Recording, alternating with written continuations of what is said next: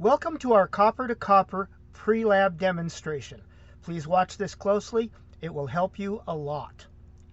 Now, this material was originally created as a virtual lab during the COVID epidemic last year.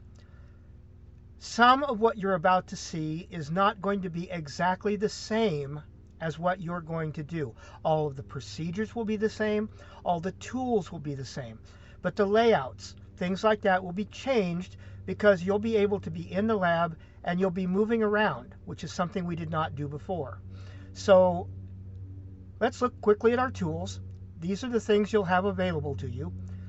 These are your materials. You can come back to this slide as you need to. They will be arrayed around the room. Some of your reagents will be set out with dispensers. Sodium hydroxide will be on a counter. Nitric and sulfuric acids will each be in their own hood. And then finally, acetone will be in a smaller hood in the center of the room, the one we call the waste hood. So now let's look at how we're going to prep our sample.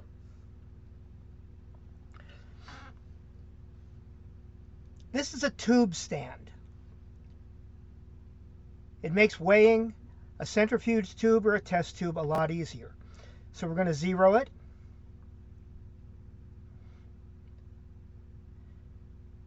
And we're going to weigh our tube. Now, with some of the balances, you'll need to go through the top, and with others, you can go through the side. The balances, as you know, in the two rooms are different.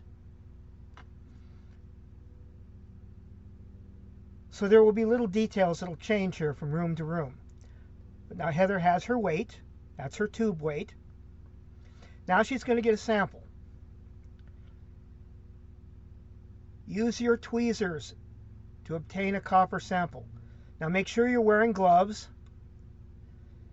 Handling the copper without gloves will leave oils on it and may affect your result. So don't do that. Let's get a hold of this and cut it into pieces.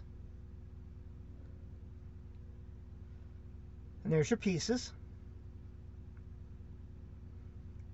Use your tweezers to fill your tube.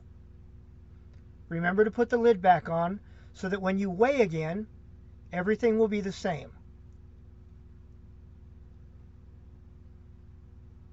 And the difference between this weight and the initial weight will give you the actual weight of your copper sample.